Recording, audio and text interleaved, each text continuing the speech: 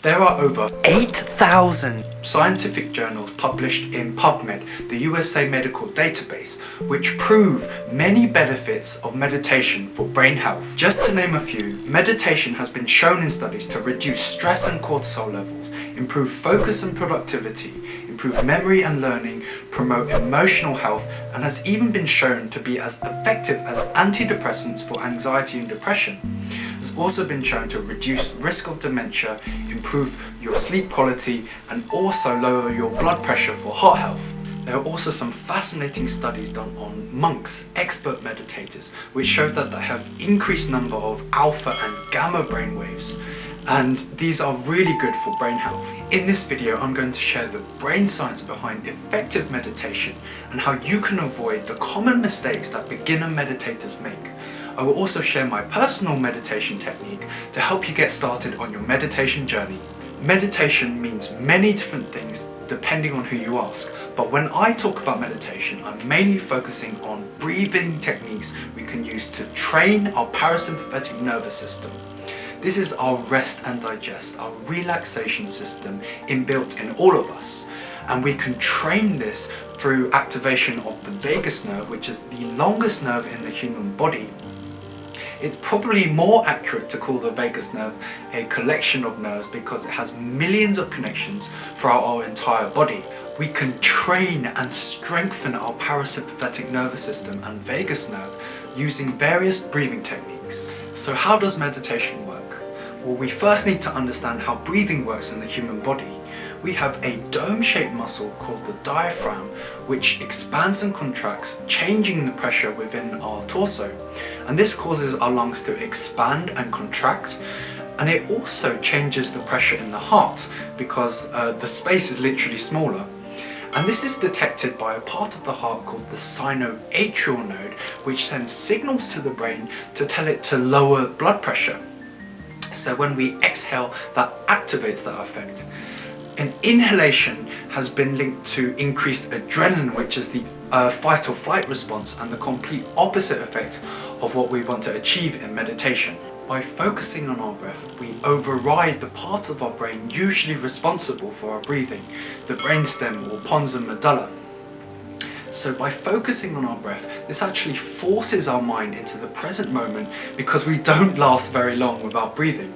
As I've mentioned breathing many times already, you're probably becoming more aware of your breath right now. Let's get into the top mistakes to avoid as a beginner meditator. The first is thinking that meditation isn't scientific. I first heard about meditation as a junior doctor in a lecture about transcendental meditation. And maybe it's because the speaker wasn't extremely inspiring or it seemed too woo-woo for me, but I put off meditation for a long time. But as I continued to read brain research papers about how effective meditation is for our brain health, I started to take it more seriously. The second mistake to avoid is focusing too much on the inhalation part of breathing. Inhalation increases the amount of adrenaline released, which activates our sympathetic or fight or flight response, which is the complete opposite effect of what we want from meditation. So focus on the exhale to activate more of the parasympathetic nervous system and get all of the benefits from meditation. The third common mistake I see is giving up too soon. If we want to train our muscles and we go to the gym, we don't expect to get six-pack abs from going to the gym that one time after New Year's. And meditation is the exact same. If you want to train your parasympathetic nervous system, understand that it's going to take progressive time and practice, and you get better at it over time.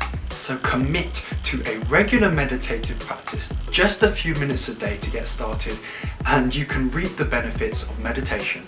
Number 4 is breathing through the mouth. So as a kid, I grew up with allergic rhinitis or hay fever. And this is an allergy to pollen. So in the spring, my nose would get really blocked up, and this made me adopt mouth breathing as a child. It's been shown in many studies that nose breathing is more effective for activating the parasympathetic nervous system. Breathing through our nose also has the added benefit of helping our immune system and its ability to fight off viruses and bacteria. This is because they're caught in our nose and wafted down to our stomach using cilia, And the stomach is really acidic, so kills off a lot of germs. This is as opposed to going straight to our lungs, which is wet and warm, which is a perfect environment for these germs to grow. Number 5 is not measuring your progress. If you go to the gym, it's really encouraging to see your muscles grow over time, and this can help you to keep going and motivate you. But when it comes to training the mind and parasympathetic nervous system, we're not able to see inside. So ways we can use to track our progress is using apps like Headspace, but a free way that I personally use is by measuring my heart rate, either by putting my hand on my heart or by measuring the radial pulse in our wrist. And meditation should activate more alpha brainwaves in our brain, and this should lower our heart rate. So one way to track if your meditation practice is working is by measuring your heart rate. I don't recommend measuring your heart rate every single time you meditate, because that would kind of be like measuring your muscles after each workout. The change is much more gradual, but over time you should notice your heart rate will drop and you'll have a lower resting heart rate, which is great for your heart health. And when you do notice this happening, it can be really encouraging to continue meditating. The 6th mistake to avoid is having too many distractions in the room. So we want to train our focus and attention when we meditate.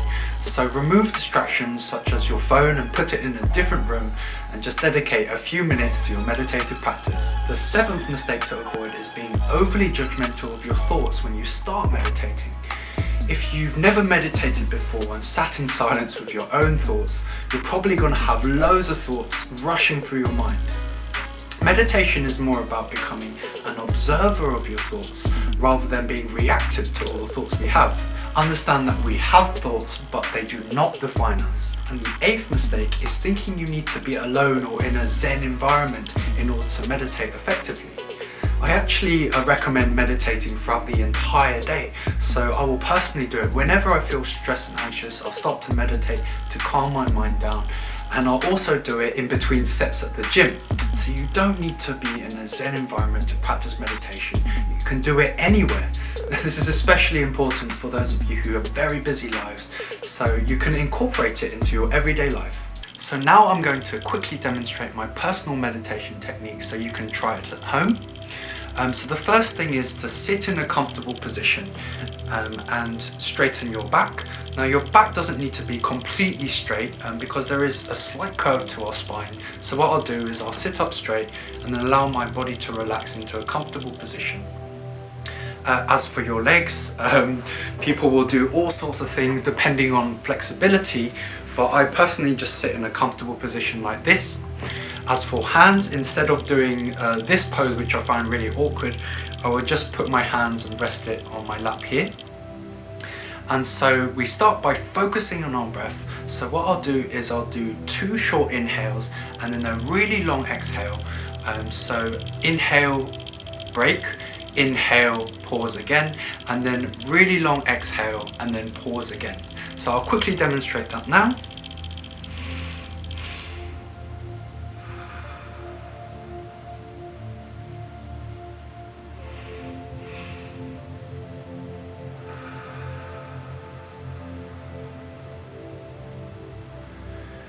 You'll notice your shoulders move up and down as you expand and contract your body. A more advanced technique that I use is something called the Valsalva maneuver, which is usually used in cardiac medicine, but can also boost the effects of the parasympathetic nervous system.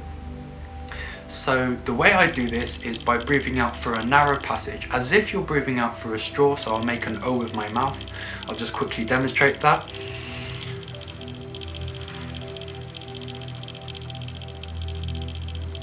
So by exhaling against resistance, you actually activate the vagus nerve more, so you get even more benefit from your meditative practice.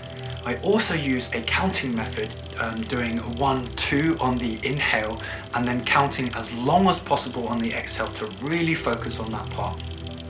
And It's sort of a challenge to myself and a way to track your progress as well, because as you exhale even longer, you know you're getting better at it, and that can encourage you to continue.